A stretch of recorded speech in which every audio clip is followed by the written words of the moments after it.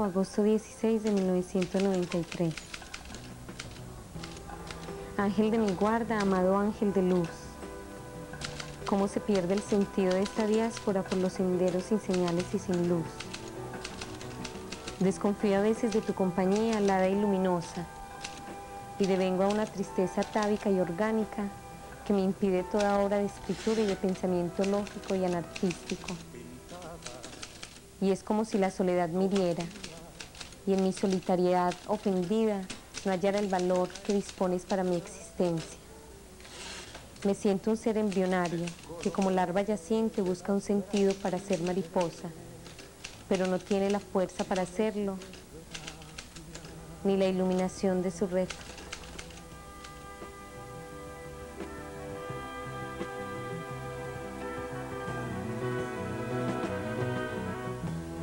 Regresará del llanto a donde fue llevada. Yo a León lo conocí en el año 72-73. Era un adolescente estudiante del Liceo Antioqueño. Lo conocí aquí enfrentándose a grupos de estudiantes de la Juventud Patriótica y del Partido Comunista ML. Se enfrentaba con ellos reivindicando su derecho a vender voz proletaria. Para esos grupos de estudiantes era inaudito que un periódico para ellos reformista como Voz Proletaria se distribuyera en estos ambientes. De manera que a mí me impresionó sobremanera ver a un adolescente enfrentarse a grupos de estudiantes mucho mayores que él por el derecho a vender el periódico, y no solamente pues, digamos, el enfrentamiento físico, pues, la valentía de venirse aquí en medio de semejante jauría, sino la capacidad que tenía de confrontarlos política e ideológicamente.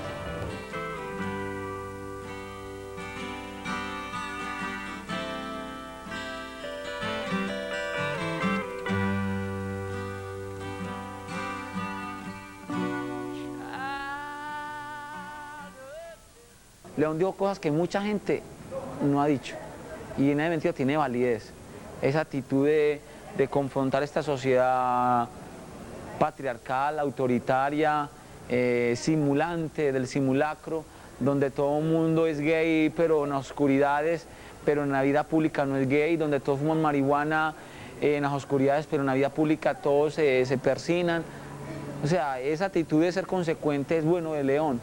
Hay una sociedad mojigata como esta, donde todo el mundo es torcido, es corrupto, casi todos, pero en la vida pública se asustan con todo, no tienen la capacidad de aceptarse como son. León en medida muestra un ser que se aceptaba como era y los ponía, y eso lo revela la obra.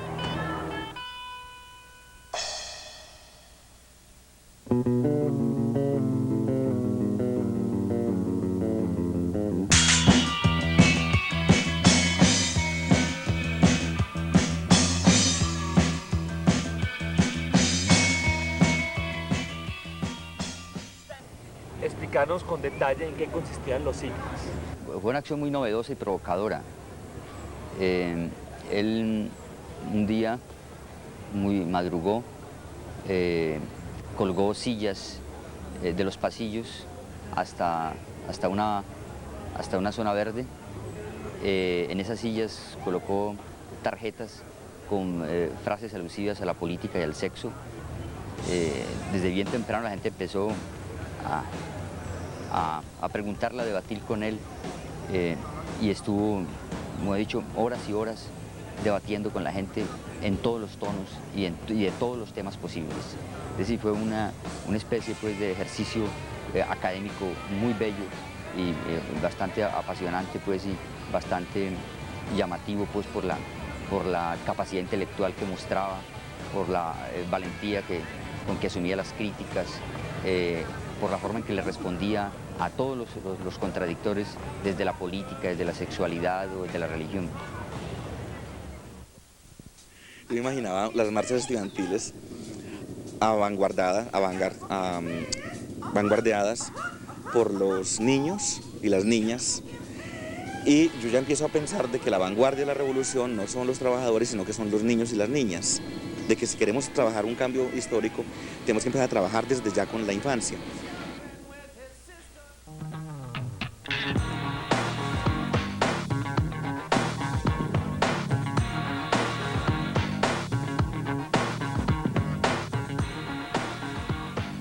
¿Usted aceptaría que su papá o su mamá fuera homosexual? No, en ningún momento. De ninguna manera. Pues no sé, porque mi mamá ya se murió.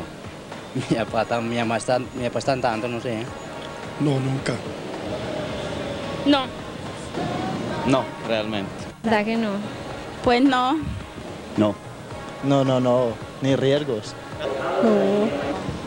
No. Sí, claro, sí. Me gustaría. ¿Por qué? A veces son personas mucho más interesantes, pues tienen una forma de pensar como más abierta, ¿no? Que no sean así. Sí. No.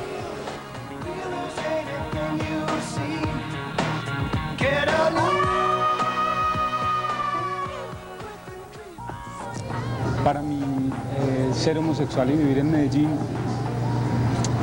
ha significado, yo pienso que es difícil vivir en Medellín porque es una ciudad, como cualquier gran ciudad del mundo, que presenta muchos conflictos, ¿cierto? Es una ciudad violenta, agresiva, cada vez más contaminada, ¿no? Y particularmente ser gay es difícil porque nuestras familias todavía son como muy conservadoras, ¿cierto? Hay todavía mucho machismo, entonces se vive muy oculto, ¿no? En ese sentido siento que todavía es difícil y siento que en ese sentido ha significado ser distinto,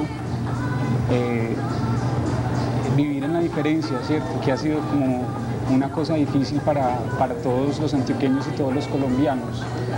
No hay tolerancia pues como con la orientación sexual. Y yo pienso que significa seguir viviendo en esa diferencia y buscar una aceptación por parte de los otros.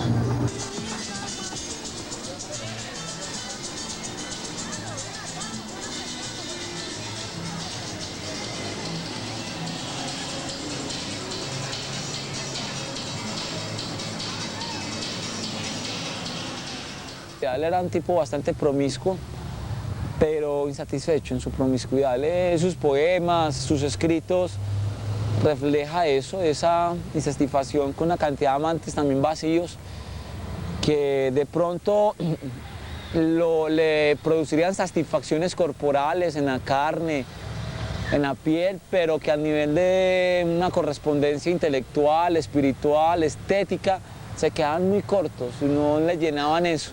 Entonces esa descompensación entre lo físico y lo espiritual yo creo que él la sentía muy profundamente y por eso él levantaba las depresiones. En esa época la jornada era continua, hasta las 5 o 6 de la tarde. Yo me quedaba ayudando a asear el salón, pero era porque tenía muchos celos de la maestra, que tenía por ahí unos 20 años y se quedaba en la dirección sentada en las piernas del director. Yo tenía muchos celos y yo no sabía de quién estaba más enamorado, si del director, que era un hombre muy bello, o de ella. Hubo resistencias y rechazo en el Consejo Directivo para vincular a León como funcionario de la escuela, y no solamente al interior del Consejo Directivo, sino también entre funcionarios muy importantes de la institución. También se organizó toda una oposición contra León para evitar que él ingresara. Se alegaba de que no convenía que una persona que era reconocido homosexual en la ciudad se vinculara a la escuela, que eso podía tener resultados negativos para la escuela, y eso fue como lo que pesó para que él no se vinculara. León introdujo en el IPC una tensión entre aceptarlo a él como persona, como pensador, como investigador, como creativo intelectual, y otra aceptarlo en su condición de gay. Casi todos lo aceptaron de condición de gay, pero una cuestión es aceptar la condición de gay en términos generales y otra aceptarlo cuando el gay empieza a coquetearte, cuando el quien empieza a demostrar su seducción hacia vos. Entonces ahí sí surge la tensión, porque es que yo no soy gay, entonces ¿yo qué hago cuando él me sonríe, me manda un pico, me dice que estoy lindo, querido? Me pongo nervioso. Entonces, como ser que no soy gay, me pregunto, o lo rechazo, o me hago el loco, o será que me estoy volviendo también marica. La otra anécdota que conozco de él también es la de una vez que se encontró un joven en alguna de sus rumbas. Este joven resultó ser militante de la Guardia Azul del Partido Conservador, y después de un buen rato de seducción no encontraron más sitio que el de la propia sede del Partido Conservador en Panambuco, en Cúcuta. Cuando estaban allí en la sala principal, el joven se le desapareció y regresó con 2 toallas.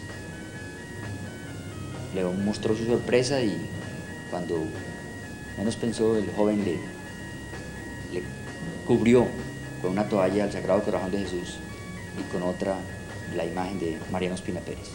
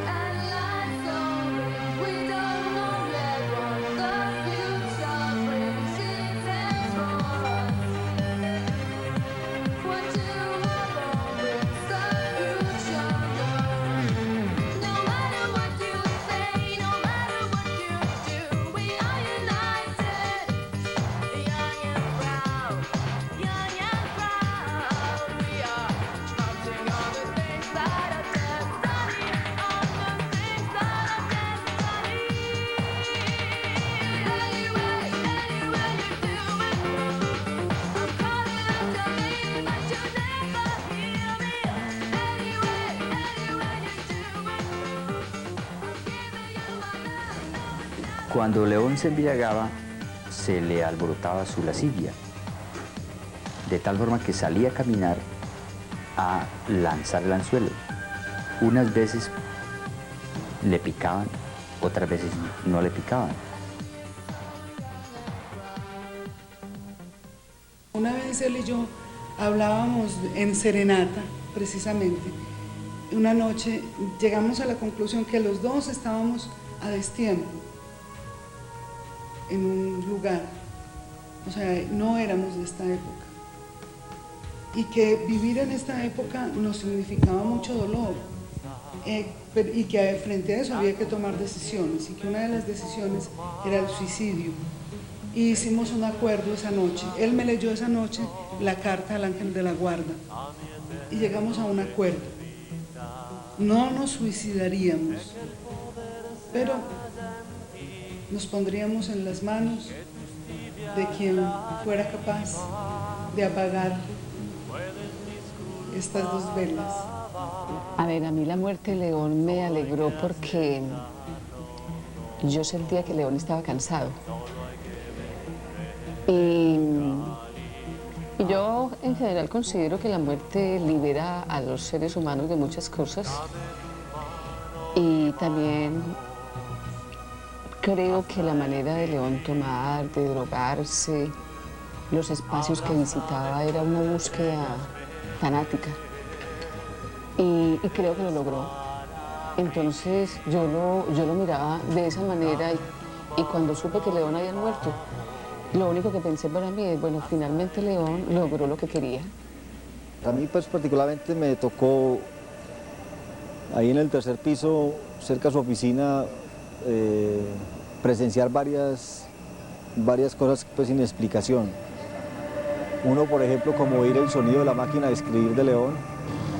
Otra fue sentir o tener la sensación de que estaba puesta la música en la oficina de León, la música clásica, oír constantemente que a la línea de León estaban entrando llamadas cuando no había nadie en la institución. o al contrario, de la línea de León, que eso era mucho más inexplicable, se viera en el conmutador que estaban siendo utilizada esa línea, sabiéndose pues que la oficina estaba completamente cerrada.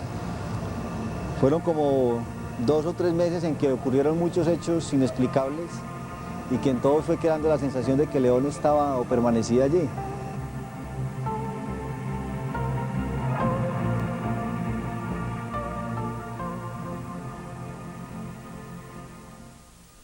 Sí, León tuvo varias muertes.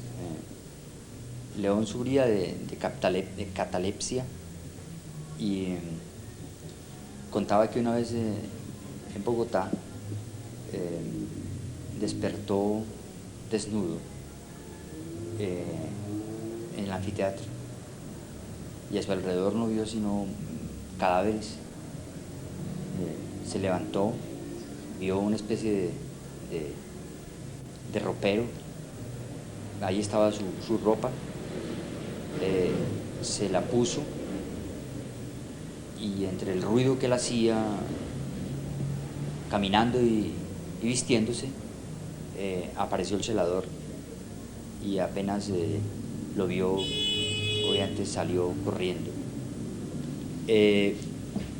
Salió de ese anfiteatro,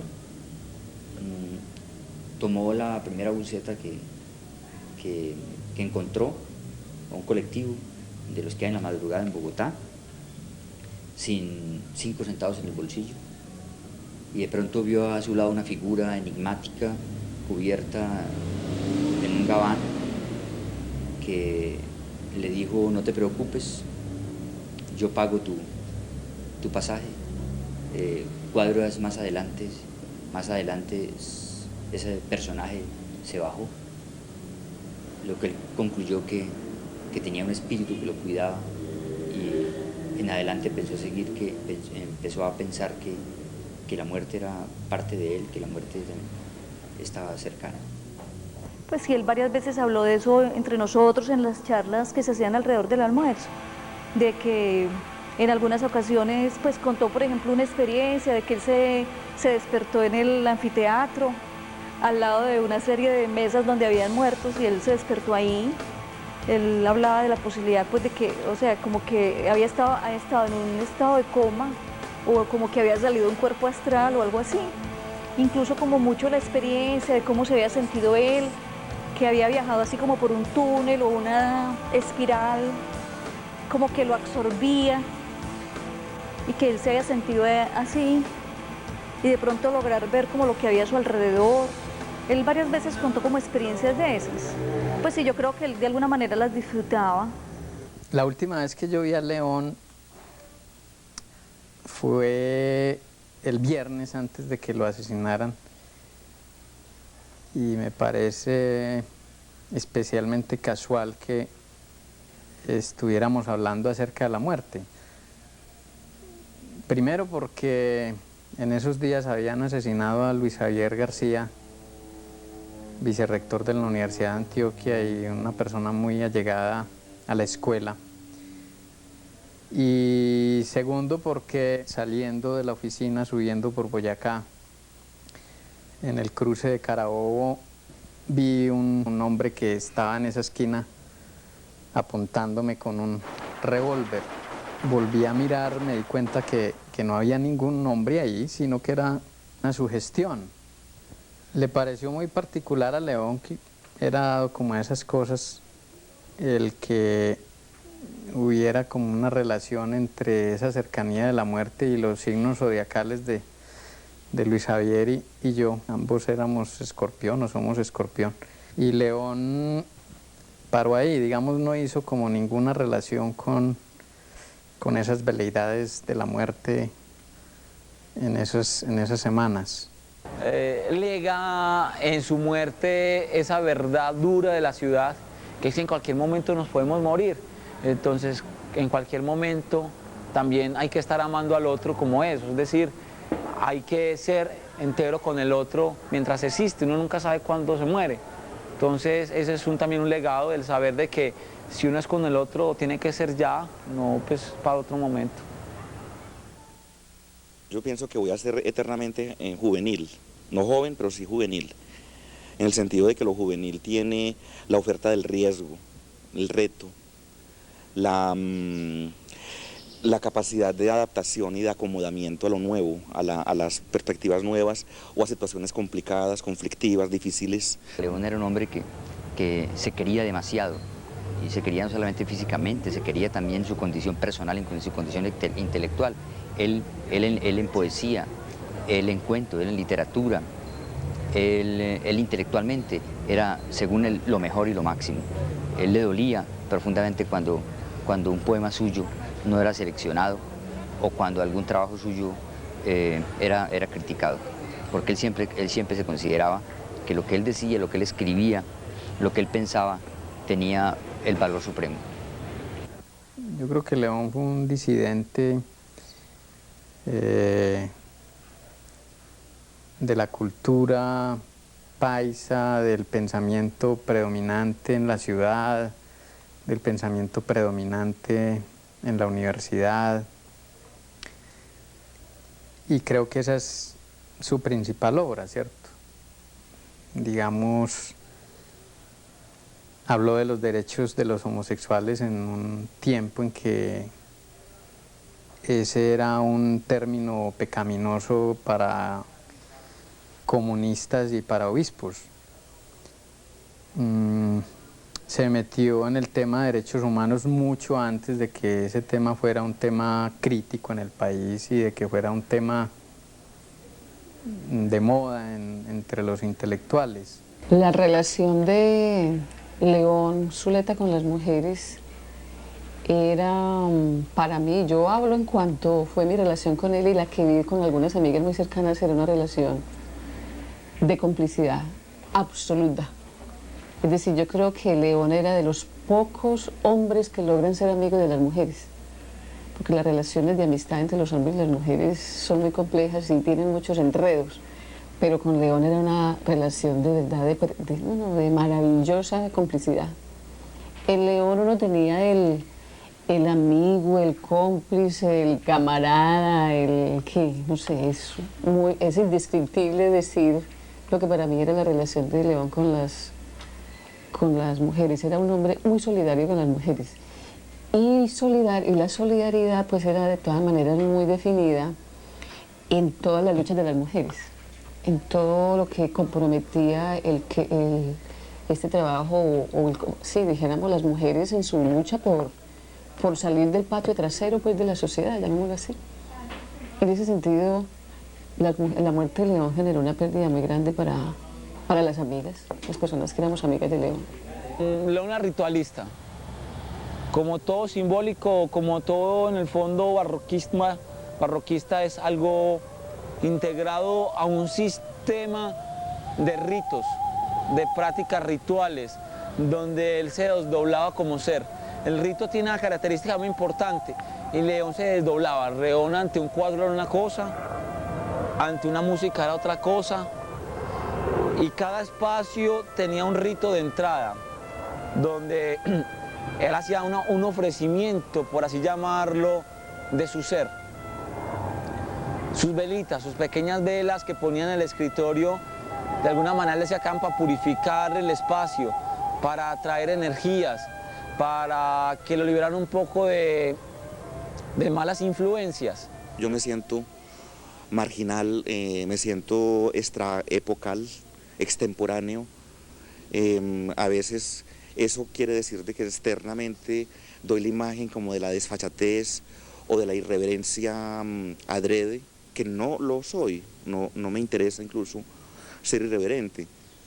Entonces son esos dos elementos, por ejemplo, por un lado de la factura familiar, pero también la factura personal, y de hecho el acceso al lenguaje por la vía de una presencia permanente de la madre, de mi madre en la familia, y por otro la ley, la norma, el nombre, digamos de la moral del trabajo, de la responsabilidad por el parte de mi padre.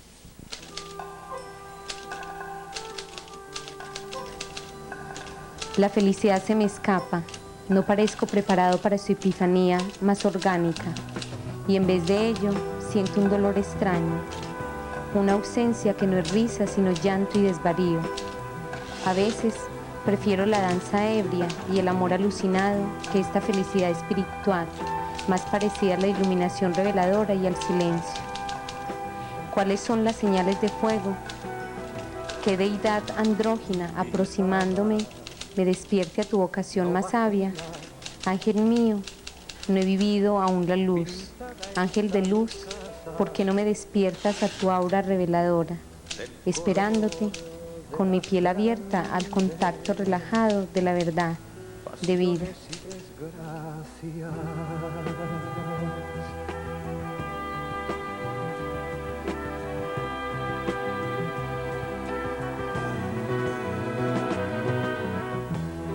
Regresará del llanto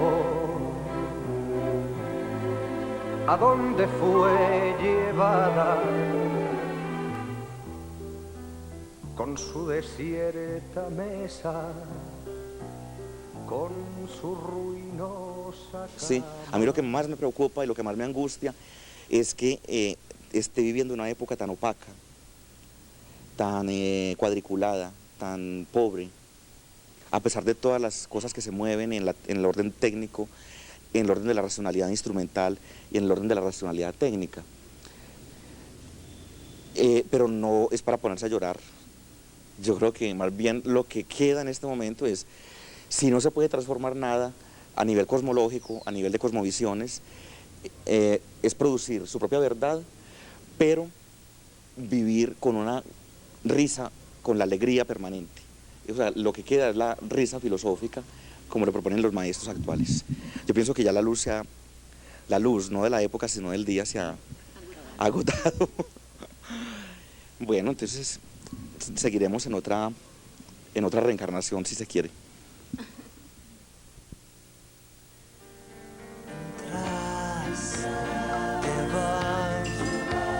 Me cortas las palabras, me amas, te vas, la llama ya se abre, porque mi ángel se fue